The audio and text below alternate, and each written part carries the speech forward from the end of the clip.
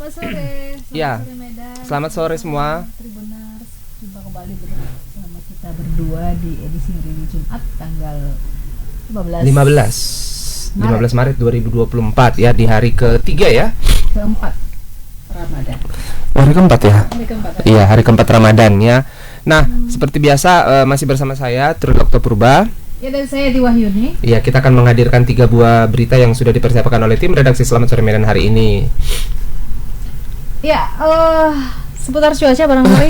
Ya, cuaca sudah mulai agak ini ya. Nggak sepanas 3 hari sebelumnya lah ya. Kalau hari ini sepertinya agak ini ya, agak mendung ya. Lembab lah. Bukan mendung tapi lembab lah cocoknya ya, lembab gitu. Tapi nggak sepanas yang kemarin lah ya Kak ya. Semalam memang agak ini ya, agak terik. Iya, tapi bagi Anda yang menjalankan ibadah puasa tetap semangat. Ini sebuah ujian. Ujian. Betul sekali, iya. Seperti musik itu ya. Iya, betul. Ujian. Jadi tetap semangat untuk menantikan, apalagi ini sudah ba'da asar ya, sudah tinggal beberapa sejam lagi, 2 jam lagi lah. 2 jam lagi. Iya. Kurang lebih waktu. Betul sekali, tetap iya. semangat, bertahan terus. Ini adalah perjuangan dan ini Iya. cobaan, ujian.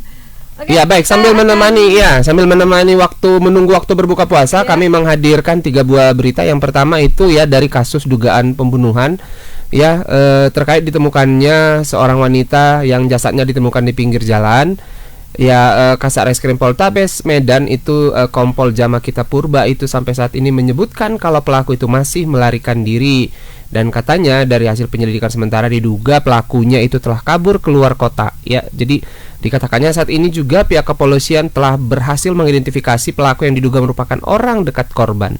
Nah, dugaannya itu adalah menantu ya, menantu dari korban. Ya, menantu dari korban itu berawal dari adanya tindakan KDRT dengan istrinya, ya, istrinya si pelaku gitu. Ya, kemudian istrinya balik ke rumah orang tua, kemudian terjadi malam itu keributan, dan kita masih kurang paham seperti apa proses terjadinya perselisihan inilah ya. Itu disebutkan oleh si Kompol ini tadi ya. Iya, pihak kepolisian. Nah, sebelumnya seperti diketahui yaitu seorang wanita ditemukan tewas dan jasadnya itu tergeletak di pinggir jalan di kawasan Desa Namorube Jule, Kecamatan Kuta Limbaru, Deli Serdang. Nah, seperti apa perkembangan dari kasus ini? Mari kita saksikan videonya.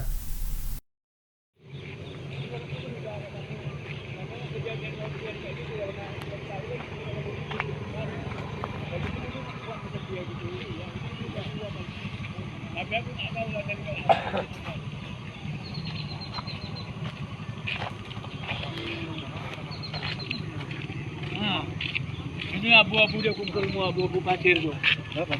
Dia nunggu ini batu dia. Datang sama bang nanti aja, sekalian aja ya.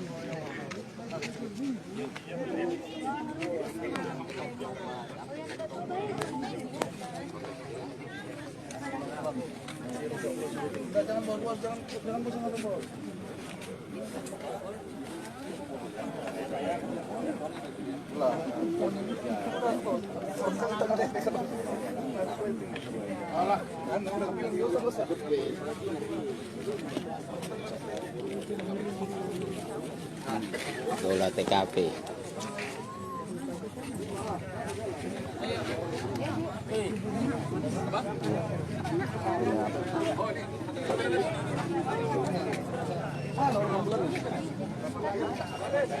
Supir mana Des?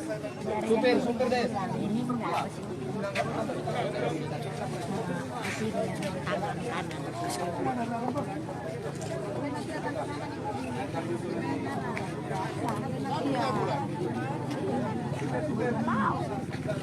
Bang.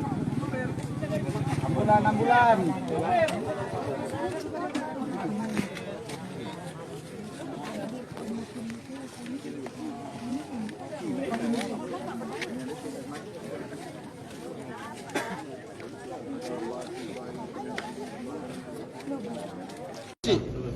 kita buat tim khusus.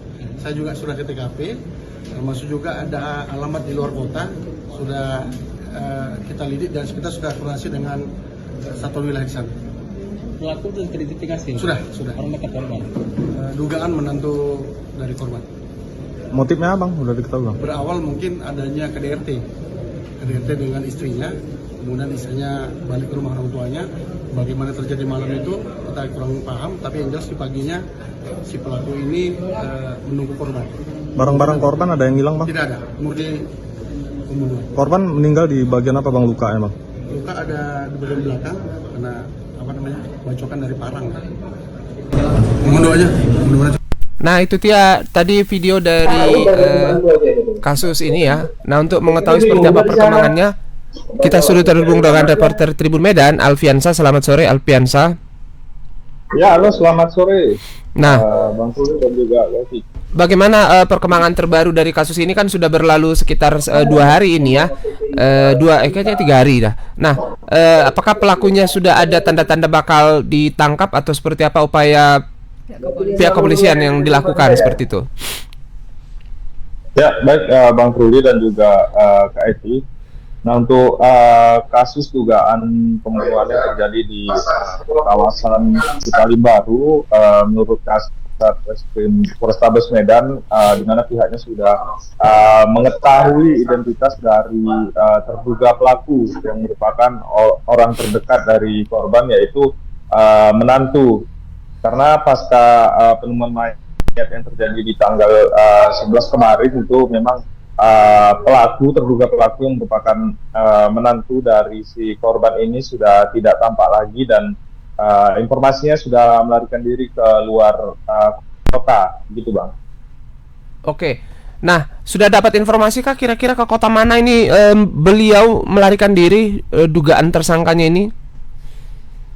Ya, untuk kotanya itu masih disembunyikan oleh pihak polisian lantaran takutnya itu si pelaku ini melarikan diri lebih jauh lagi, sehingga polisi masih merahasiakan kemana si pelaku ini melarikan diri. Namun demikian pihak polisian juga sudah berkoordinasi dengan pihak polisi setempat untuk agar bisa membantu untuk menangkap si pelaku ini, gitu Bang. Ya, nah ada informasi dari tetangga korban gitu, seperti apa kira-kira keseharian korban gitu? Ini usianya kan sudah 56 tahun ya. Ya, untuk pekerjaannya gitu seperti korban, apa? Ya, untuk keseharian korban ini dia merupakan seorang pedagang bumbu Bang di pasar di kawasan tersebut Bang. Nah, informasinya memang dia ini dibunuh setelah berangkat dari rumah dan menuju ke pasar, dan di tengah jalan itu bertemu dengan si pelaku, dan pelaku langsung membacok si korban ini di bagian belakang lehernya hingga si korban ini meninggal dunia Bang. Oke, baik. Artinya terjadinya pembunuhan itu diduga bukan pada saat terjadi keributan itu ya, yang di rumah saat kembalinya anaknya kembali ke rumah itu tadi kan sempat ada konflik, bukan pada saat itu ya? Bukan pada saat itu Kak. Informasi dari pihak polisian yang yang didapat dari beberapa saksi itu mengatakan bahwasannya kejadian pembunuhan terjadi di esok paginya ketika si pelaku ini menunggu si korban ini berangkat bekerja di pasar Kak. Artinya memang pelaku tahu betul ya apa yang Betul, menjadi keseharian, apa aktivitas dari korban. Untuk pelaku sendiri, Fian, apakah ada informasi bagaimana dia kesehariannya, kegiatannya dan lain-lain, dan apa kira-kira yang memicu konflik antara rumah tangga lah ya ini ya, sepertinya di awal. Apakah ada info gitu ya, konflik apa gitu? Ya, info yang kita dapat itu mereka ini konflik antar permasalahan keluarga lah Bang pada intinya, sehingga mungkin si istri dari pelaku ini mengadu kepada ibunya, sehingga mungkin kemungkinan ibunya ini menegur si pelaku sehingga pelaku itu tidak terima. Namun saat ini polisi masih akan menangkap dulu Bang si pelaku ini, dan untuk melakukan pemeriksaan lebih lanjut begitu, apa sebenarnya yang menjadi latar belakang sehingga pelaku ini nekat menghabisi nyawa si korban Kak. Vian, apakah korban sempat diotopsi dan diperiksa jasadnya oleh pihak kepolisian di rumah sakit?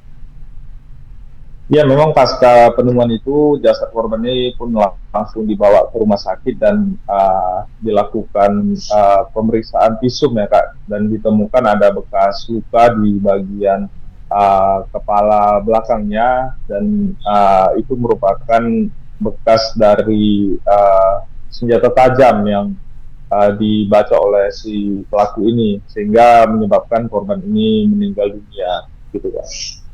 Oke lah. Oke, Truli, Ya. ada lagi mau tanya? Oke, baik, Vian, kita tunggu saja ini bagaimana kasus ini bergulir ya. Semoga pelakunya cepat ditemukan dan kasus ini bisa terungkap. Terima kasih, Vian, laporannya. Selamat bertugas kembali. Ya, selamat sore Kak. Baik, setelah berlalu tadi kasus pembunuhan, kita akan masuk ke berita yang kedua. Tribuners, puluhan guru honorer kembali menggeruduk kantor Bupati Langkat, Sumatera Utara pada hari ini. Ini bukan kejadian yang pertama ya. Para guru honorer ini menuntut agar seleksi kompetisi teknis tambahan atau SKTT dalam seleksi pegawai pemerintah dengan perjanjian kerja atau P3K guru tahun 2023 dibatalkan. Selama melakukan orasi, para guru honorer ini mendapat pengawalan ketat dari kepolisian dan Satpol PP. Begitupun koordinator aksi Dian Novindra tetap menyampaikan aspirasi dan tuntutannya di depan kantor Bupati Langkat.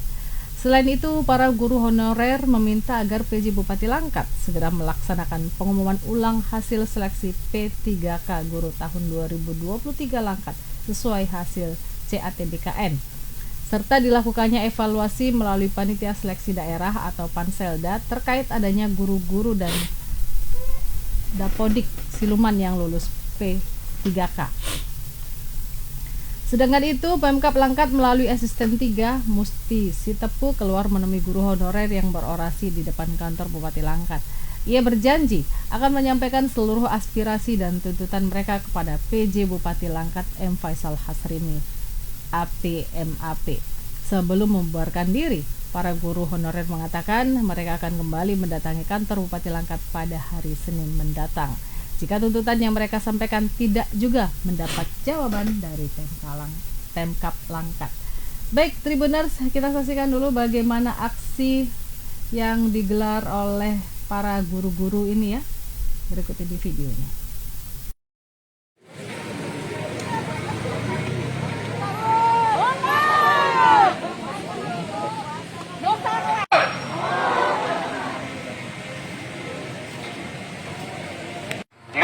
Maret 2024 bertanda guru-guru terzolimi.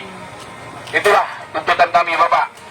Jadi tahun 2023 di Kabupaten Langkat. 6. Meminta kepada Bapak PJ.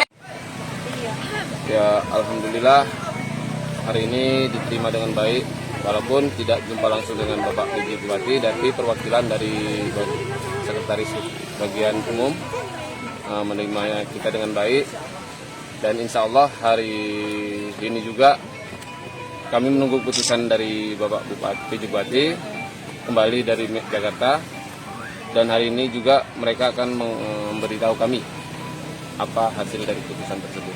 Bang, tadi ada guru siluman Bang, itu bisa dijelaskan bagaimana Bang? Guru siluman tadi Bang? Yang tentang guru siluman itu Bang, dia tidak pernah mengajar, tapi dia masuk dalam Dapodik. Nah, di mana Dapodik itu hanya untuk guru-guru. Nah, itu yang lulus, nyata lulus, yang baru kami jumpai baru satu, yaitu di dinas PUPR. Dia honornya di PUPR, tapi dia lulus di SD Cempak, Kecamatan Hinan. Bang, ini kan aksi hari ini Bang, apa tuntutannya Bang? Apa aja tuntutannya? Itu ada beberapa tuntutan. Yang pertama, pembatalan SKTT. Yang kedua, kembalikan nilai resmi dari CAT BKN. Lalu usut tuntas siluman, guru siluman tadi Bang. Nah, mungkin itu aja poin-poin yang intinya. Dan ada beberapa poin juga tentang guru siluman yang mungkin nanti akan kami sampaikan di berikutnya, yaitu di Dinas Pendidikan, di mana dia honor di Dinas Pendidikan tapi dia juga lulus sebagai guru. Jadi bang, langkah apa bang yang akan diambil bila nanti dalam pertemuan tidak sesuai dengan ekspektasi yang abang tadi? Mungkin kami akan kembali lagi dengan jumlah yang lebih dari itu. Ya, itu tadi ya videonya sudah kita saksikan bagaimana aksi yang dilakukan oleh para guru honorer memprotes terkait seleksi penerimaan P3K. Dan kita terhubung dengan reporter kita dari Langkat, Muhammad Anil. Ya. Hai Anil. Selamat sore, serem aja wajah itu ya. Gimana Anil? Aksi tadi gimana? Sepertinya berakhir dengan damai. Damai, iya. Ya Kak, memang ini merupakan aksi kedua ya Kak. Di aksi pertama pun pada waktu yang lalu itu disambut juga oleh PLT Bupati Langkat, itu Pak Syang Afandin.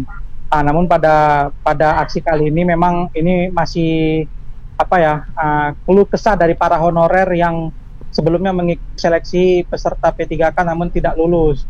Namun ada ibaratnya ada peserta khusus gitu yang diluluskan, seperti tadi yang disebutkan ada guru siluman seperti itu Kak. Jadi dalam aksi ini tadi memang ya mereka meminta kepada PJ Bupati untuk mengusut tuntas terkait guru siluman yang lulus P3K, bahkan sebelumnya ia tak terdaftar di Dapodik seperti itu Kak. Namun karena kepentingan untuk lulus P3K ia terdaftar, bahkan tidak pernah mengajar di sekolah yang terdaftar di Dapodik seperti itu Kak. Jadi tadi seperti yang disampaikan oleh koordinator aksi Dian Novindra, memang ada kemarin kita sempat memberitakan juga salah satu guru yang lulus, guru honorer yang lulus P3K sebelumnya terdaftar honor di Dinas PUPR Langkat. Namun menjelang adanya seleksi P3K ia terdaftar di salah satu sekolah negeri yang berada di Kecamatan Kinai, Desa Cempa. Bahkan kita sempat mendatangi lokasi dan bertemu dengan kepala sekolah pada saat itu. Memang informasi yang kita peroleh ternyata dugaan sementara guru yang lulus dari P3K itu merupakan ponakan dari kepala sekolah tersebut seperti itu, KRT dan Bang Truli. Bahkan ia tidak pernah mengajar di sekolah itu, namun karena kepentingan untuk lulus P3K ia didaftarkan di Dapodik tersebut seperti itu KRT dan Bang Truli. Dan ini memang aksi lanjutan ya Bang, dari beberapa waktu yang lalu atau semalam tepatnya itu ada aksi juga di Polda Sumut terkait pengusutan tuntas terhadap dugaan kecurangan yang terjadi pada seleksi P3K guru tahun 2023 ini, seperti itu Bang Truli dan KFB. Ya, Anil, apakah ada upaya-upaya hukum yang dilakukan para guru honorer ini terkait dengan seleksi masuk P3K? Baik Kak, Bang Truli.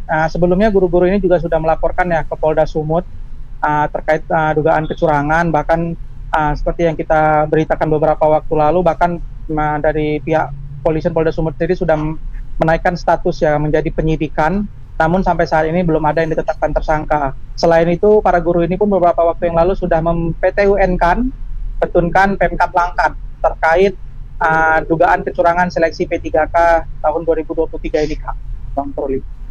Kalau dugaan awal kira-kira menurut pihak kepolisian apakah ada mungkin yang diduga ya, walaupun belum ada penetapan tersangka, mungkin oknum-oknum yang diduga terlibat terkait dengan kecurangan seleksi P3K ini, Anil? Baik Kak, jadi memang polisi belum membeberkan ya Kak, namun informasi yang kita peroleh memang sudah ada sekitar 30 orang saksi yang diperiksa dalam kasus P3K di Kabupaten Langkat sendiri. Namun demikian kita sempat juga mendapat informasi dari Direktur Lembaga Hukum Medan yang mana menjadi pendamping para guru honorer ini, sempat membeberkan Kak bahwasanya ada ada kwitansi bukti penyetoran atau uang pelicin lah bagi salah satu guru honorer yang ingin lulus di P3K tahun 2023 ini. Jadi sempat itu dibeberkan ke awak media, dan itu uang diserahkan oleh salah satu informasinya salah satu K3S kelompok kepala sekolah yang berinisial A, dan pernah diserahkan uang itu. Bahkan ada rekaman mengintimidasi sebelum ada beberapa guru-guru honorer ini yang diperiksa di Polda Sumut. Bahkan rekaman itu mengintimidasi bahwa mereka akan dihukum apabila menjelaskan lebih detail ke pihak kepolisian seperti pencopotan SK, bahkan dikeluarkanlah dari guru honorer seperti itu Kak. Jadi intimidasi pun sudah ada pada para guru honorer yang gagal seleksi ini Kak. Kalau dari Pemkab sendiri ya, dalam hal ini mungkin PJ Bupati ya, apalagi beliau baru terpilih ya, baru saja menduduki jabatan sebagai PJ Bupati. Bagaimana menyikapi hal ini Anil? Apakah ada hal-hal yang ditegaskan terkait hal ini? Sejauh ini memang belum ada ya Kak, mengingat pun PJ Bupati saat ini bersama Kepala BKD sedang berada di Jakarta, namun kita belum mengetahui pasti dalam urusan atau kepentingan apa. Namun tadi sempat diungkapkan oleh salah seorang perwakilan dari Pemkab Langkat yang mengatakan nantinya aspirasi atau tuntutan yang disampaikan oleh para guru honorer ini akan disampaikan kepada PJ Bupati seperti itu Pak. Iya, karena kasus ini juga terjadi ya, Truli ya. Betul, di kabupaten lain ya kemarin ya, itu bahkan sempat menetapkan kepala dinasnya sebagai tersangka dalam kasus terkait kasus dan jumlah suapnya bukan kecil ya, Truli, cukup besar. Semoga Langkat ini bisa diungkap lah ya, kalau ada kecurangan bisa cepat diselesaikan dan para pelakunya bisa juga diadili secara hukum. Anil, Truli ada lagi yang mau disampaikan? Anil, terima kasih untuk laporannya. Selamat bertugas kembali dan selamat sore. Selamat sore Kak Eti dan Bang Truli. Ya, Truli, kita akan masuk ke halaman ketiga, ke berita ketiga, berita terakhir. Ya, berita terakhir ini dari dari Samosir ya. Daniel Sibarani hanya bisa tertunduk di rumahnya karena dia sulit untuk menggerakkan bagian tubuh dan menelentangkan tubuhnya ya. Semua kebutuhan dibantu oleh ayahnya Budiman Sibarani, mulai dari mandi, berganti pakaian hingga urusan membuang kotoran. Makanan juga harus siap hidang. Nah, begitulah kondisi anak berusia 15 tahun sejak Agustus lalu hingga kini. Warga Sirait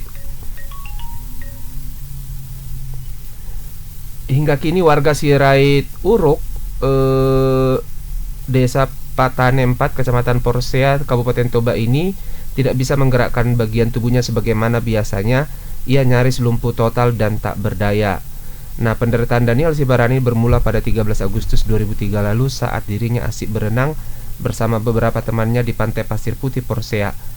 Nah, Daniel Sibarani melakukan atraksi salto sambil berenang. Saat itu punggung dan rusuknya terasa sakit hingga tubuhnya tak berdaya. Beruntung ia bisa diselamatkan oleh temannya. Setelah itu dibawa ke rumah sakit. Sempat dirawat di sana selama 3 hari, tapi selama di sana tidak betah, seolah ada yang mengganggu dan terus meminta pulang, kata ayahnya. Begitulah awal mulanya gitu. Nah, setelah pulang dari rumah sakit, dia sempat kesurupan di rumah, kata ibunya Sanaria Sinambela. Setelah perawatan 3 hari di rumah, orang tuanya beberapa kali membawa Daniel berobat alternatif, termasuk obat kampung. Namun hasilnya tidak menunjukkan perubahan yang signifikan. Daniel tetap lumpuh dan tidak mampu menggerakkan beberapa bagian tubuhnya, terutama pada bagian pinggang. Sejak penderitaan itu pula, pendidikan Daniel agak terganggu sebab dia tidak bisa lagi ke sekolah untuk mengikuti pelajaran. Dia juga tidak bisa bermain dengan teman-temannya. Nah, beberapa waktu lalu kondisi Daniel Sibarani tersiar lewat media sosial hingga menarik perhatian masyarakat. Nah, tak lupa juga dari perhatian pemerintah Kabupaten Toba. Nah, dalam hal ini Dinas Sosial, Dinas Kesehatan, Dinas Pendidikan, dan Dinas Komunikasi serta Camat Porsea mendatangi kediaman mereka pada hari Jumat. Nah, kedatangan dinas-dinas ini untuk memberikan dukungan moral kepada keluarga Daniel Sibarani. Dan pada hari itu juga Daniel dibawa ke rumah sakit ke rumah sakit Porsea untuk dilakukan observasi ya. Langsung dibawa pada hari itu. Pada hari ini Jumat tanggal 14. Nah, untuk melihat seperti apa video selanjutnya berikut ini, mari kita saksikan videonya.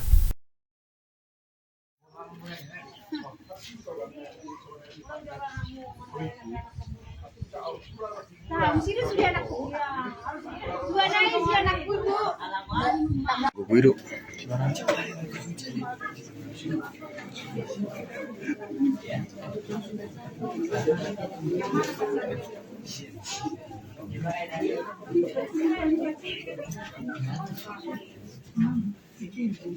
Kalau masa keras sama orangnya. Iya.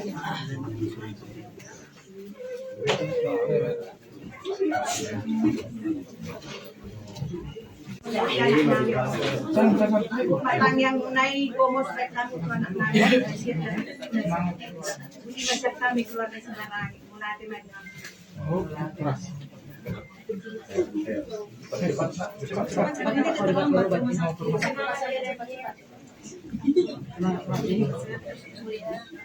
Awalnya dia pergi berenang ke Pasir Putih, Parparian. Di situ sama temannya dia bersalto. Nah, bersalto itu dia sama kata temannya si Christian udah ada bukti di sini punggungnya sakit, tapi saat itu dia ulangin lagi seluncur. Nah, pas saat kejadian itu ada kejadian juga yang meninggal. Jadi temannya si Daniel ini pergi ke situ melihatnya. Pas dia ditengok di kiri kanan gak ada si Daniel, balik lagi dia ke situ, si Daniel udah ngambang di perosotan yang di Pasir Putih. Oh, dia artinya dia bukan berusaha membantu temannya tenggelam atau gimana? Temannya berusaha membantu temannya si Daniel ini berusaha membantu dia pas dia tenggelam. Oh, berarti bukan dia yang apa ya membantu ya, tapi dia yang korban ya? Dia yang korban. Itu kira-kira kapan kejadiannya, Pak? Tanggal 13 bulan 8 tahun 2023. Nah, setelah itu sampai sekarang dia langsung mengalami seperti itu atau gimana? Dari mulai saat kejadian dia udah cerita kalau dia dipegang terasa sakit badannya. Pertama-tama itu dia mah nggak bisa dipegang apa sekali, nggak bisa. Diginiin aja sakit, nangis dia. Oh, nah keluarga sendiri melakukan upaya apa ketika tahu bahwa dia punya penyakit seperti itu? Ya pertama langsung ke rumah sakit Parparian lah. Rumah sakit Parparian. Ada 3 hari di situ. Jadi ditangani oleh dokter Flora. Nah, saat itu dia memang udah ada kemajuan katanya. Flora. Jadi si Daniel juga kayak nggak betah di situ, kayak ada apalah nggak tahu lah. Minta rokok, aku merokok. Oke, baik, itu tadi videonya. Untuk mengetahui seperti apa perkembangan ini, kita sudah terhubung dengan reporter Tribun Medan Maurits. Selamat sore Maurits. Hans Maurits. Selamat sore Bang, selamat sore Tribuners.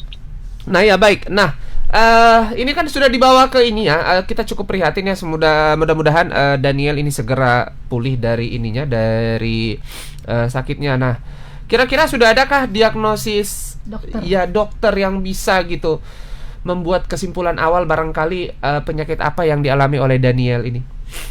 Nah, kemarin itu begitu kejadian Bang, dia sempat dibawa ke rumah sakit Porsea. Diperkirakan dia mengalami gangguan pada tulang begitu Bang. Jadi, dan ternyata ketika dia berada di rumah sakit juga dia seolah-olah diganggu entah siapapun. Jadi merasa ada yang aneh, jadi ya dia harus kembali lagi ke rumah, dan setelah tiba di rumah juga dia mengalami kesurupan. Artinya untuk pengobatan secara medis mereka tidak melakukan selama ini secara intensif Bang. Sehingga penyebab atau diagnosa untuk sementara pun belum mereka temukan secara tepat, begitulah. Nah, oleh karena itu kan sebagai orang tua, apalagi kondisi yang juga yang sangat terbatas bisa dikatakan demikian, mereka juga menggunakan alternatif pengobatan, obat kampung begitu.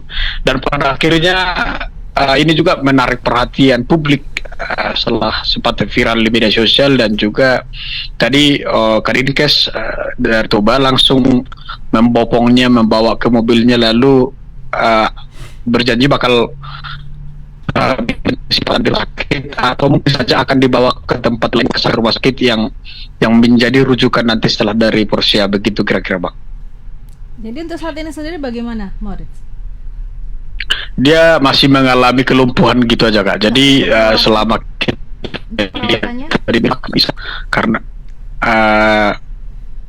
dia tidak bisa bergerak, dia hanya bisa dibantu, termasuk juga belajar harus mendapat dari WA gurunya ya. Jadi orang tuanya yang komunikasi dengan guru, dan sesekali juga guru datang ke sana untuk mengajari dia.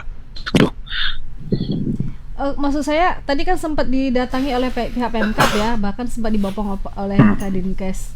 Apakah dia saat ini perawatannya di rumah sakit atau masih dilakukan di rumah sakit hanya untuk pemeriksaan sementara? Iya, atau sudah pulang gitu. Tadi kan katanya pihak dinas itu datang, kemudian dibawa ke rumah sakit Porsea. Apakah masih di rumah sakit atau sudah dibawa kembali ke rumah? Dirawat di rumah.